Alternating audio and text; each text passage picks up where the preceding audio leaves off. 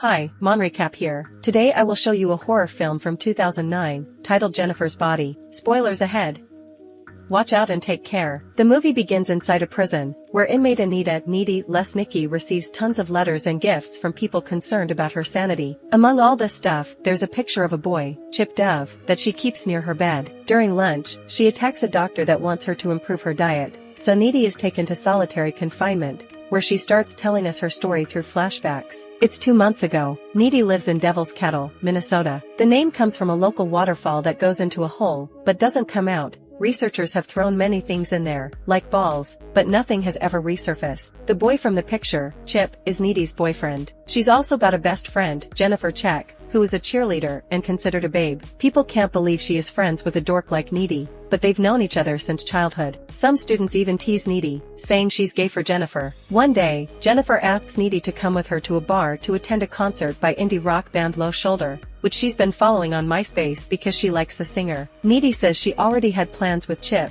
which Jennifer disapproves of, so she pressures Needy into changing her mind. Needy gives in and agrees to be picked up later. In the evening, Needy changes into an outfit Jennifer would approve of while hanging out in her room with Chip, who says it's weird Needy can tell the moment Jennifer arrives without looking outside or even hearing a doorbell. He also points out Needy is always doing whatever Jennifer tells her to do, which Needy disagrees with. She says they just happen to do the same activities because they have tons of things in common. Chip thinks it's exactly the opposite. He claims they have nothing in common. They go downstairs and find Jennifer already waiting inside the house. She calls Chip jealous for criticizing the dive bar they'll be going to. When the girls make it to the bar, we see Chip is right about it not being a club. There are other students there as well, like Craig, a football player that tries to hit on Jennifer and is quickly dismissed, and Amit from India, an exchange student. When the band arrives at the stage, Jennifer mentions they're definitely from the city and wishes there were more stylish guys like them in their little town. She grabs Needy and drags her with her to meet the band, and they get to chat with the lead singer, Nikolai Wolf. Needy asks him why a city band like them is playing in the middle of nowhere, and Nikolai says it's because it's important to connect with fans even in horrible places. Needy doesn't like this answer,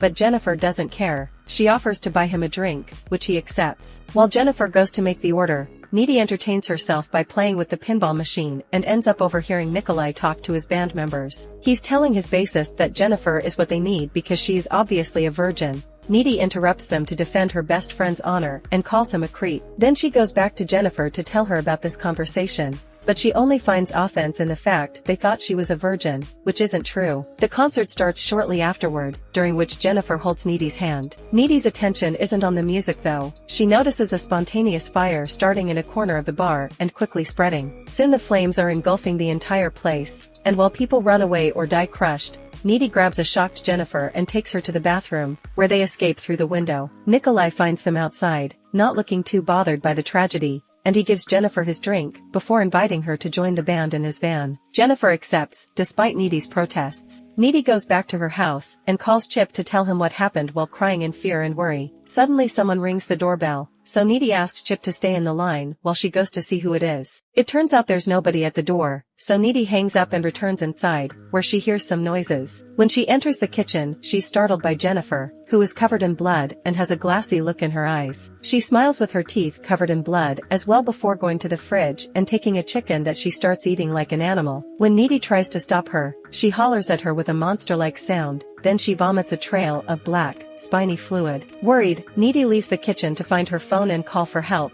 but Jennifer instantly appears in front of her and pushes her against the wall as she touches her inappropriately. Jennifer is about to bite her neck, but suddenly changes her mind, so she pulls away and leaves the house. Needy spends the whole night cleaning the kitchen floor. The next morning, Needy is still in shock at school while remembering the promise she made to Jennifer when they were little kids. She would never tell on her. When Jennifer arrives at class, she acts as if nothing weird had happened and is very apathetic about the bar tragedy. Their teacher, Mr. Roblewski, gives a touching speech about the loss of their classmates, to which football captain Jonas Kozel cries to, but Jennifer only keeps callously commenting on. After class, everyone in school is grieving, and all extra activities have been suspended. Needy tries to tell Chip about Jennifer, but he thinks it's the grief talking and that she should see a shrink. Their chat is interrupted by Colin Gray, an emo friend of Needy, who tells her he's glad to see she came out of the bar okay. Meanwhile, Jennifer approaches Jonas, who was best friends with Craig and is deeply hurt by his death. Jennifer tells him she was the last person to ever talk to Craig and that his last wish was for her and Jonas to be a couple. Jonas accepts to go with her into the woods, where they start making out,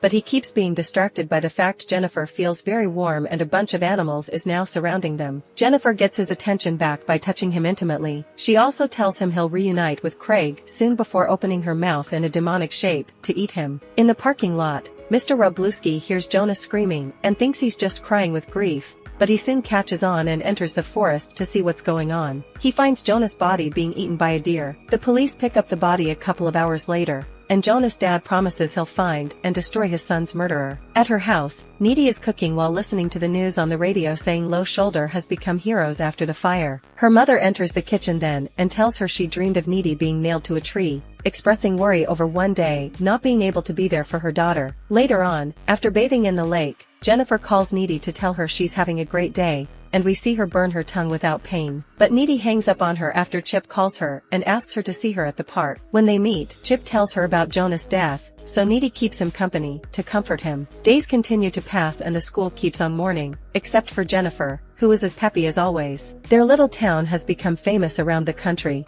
and the press couldn't get enough of their drama. The song that Low Shoulder played the night of the fire becomes a hit nationwide and almost an anthem in town. A month after the tragedy, Mr. Wroblewski tells his class that the band has accepted to come and play at the school's spring formal for free. They'll also be donating some of the profits of their new single to the families affected by the fire. Needy thinks they're scummy for using them as a publicity stunt and reminds everyone that she was there the night of the fire and knows the rumor of the band saving anyone is a lie, which causes her to argue with a classmate that is a big fan of them. Class ends before it can escalate, and Needy leaves with Jennifer, who is looking very sick. When Needy comments on it, Jennifer says it is wearing off. They're suddenly approached by Colin, who asks Jennifer out, but she turns him down. When Needy says she thinks he's cool, however, Jennifer changes her mind and tells Colin to come by her place later. In the evening, Needy goes to Chip's to spend the night making love. Meanwhile, Colin is driving to the address Jennifer texted him, and is rather confused when he arrives at an abandoned house that he must enter through a window. Following the sound of music playing, he finds a room filled with burning candles and Jennifer waiting for him there. He quickly guesses this is not her actual house, and Jennifer distracts him with kisses.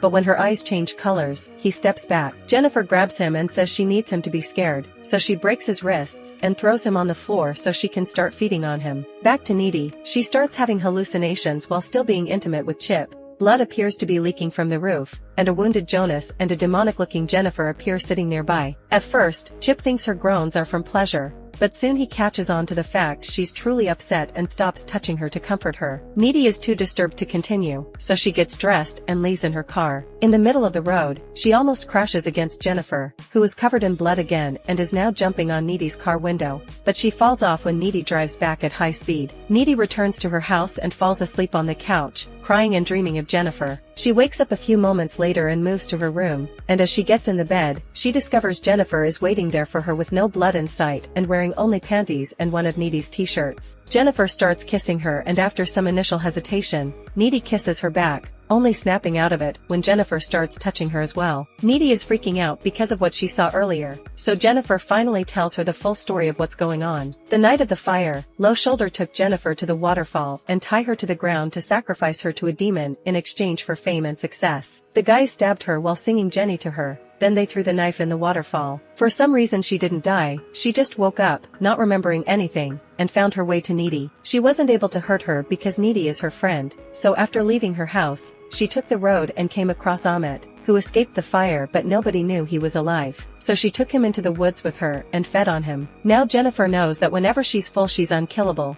and she demonstrates this to Needy by cutting her arm and letting the wound instantly heal itself. Disturbed, Needy asks Jennifer to leave, which she does, by jumping out of the window without getting hurt. Needy assists Colin's funeral a few days later, where his emo friends and his mother argue through their grief. Colin gets a memorial at school, and students are given classes about the buddy system and dealing with grief, but nobody seems to care anymore. They've moved on. Needy hasn't, so she starts doing some research at the paranormal section of the school library while avoiding Jennifer. She discovers her friend is now possessed by a succubus, a demon that must feed on flesh, because the ritual had gone wrong, thanks to Jennifer not actually being a virgin. The only way to destroy her would be a blade to the heart while she's weak. When Chip comes to her to talk about the incoming dance, Needy warns him not to go and tries to tell him Jennifer is evil now, but he doesn't believe her. Needy says she'll go to the dance, but not with him because it's not safe for them to be together now. When the night of the dance finally comes, everybody is getting ready for it. Chip is given a bottle of pepper spray by his mom,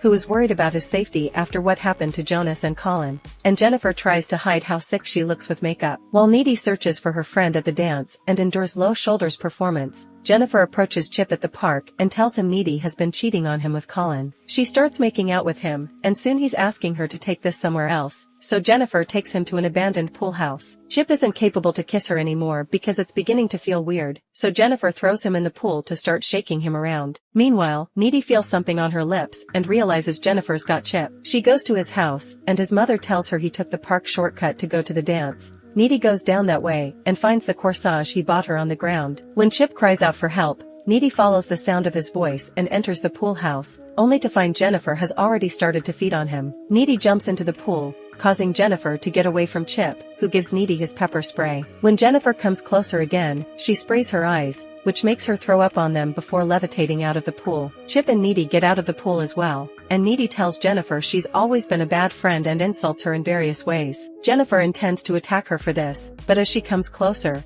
Chip impales her with a pool skimmer. It's not enough to kill her though, so she just leaves through the window while Chip dies in Needy's arms. A few moments later, Needy is back in her house, thinking about what happened and deciding on a plan. After changing into clean, dark clothes, she goes to see Jennifer, who is at her house going through the school yearbook to choose new victims while looking sick because she couldn't feed. Needy breaks in by smashing a window and attacks her with a precision knife, but Jennifer has enough strength to fight back and even levitate a bit. She bites Needy on the arm before she cuts a cross on her stomach, and after some struggling in the air, Needy tears off Jennifer's matching friend necklace, causing her to let go of her and fall on the bed. Needy lands on top of her and stabs her in the heart, effectively killing her, but she's caught in the act by Jennifer's mother. Back in the present, Needy tells us that if you are bitten by a demon and survive, you gain some of its abilities. Needy can levitate now, so she uses that power to escape solitary confinement through the window, then uses super strength to simply walk through the grills outside. She makes her way to a road next to a river,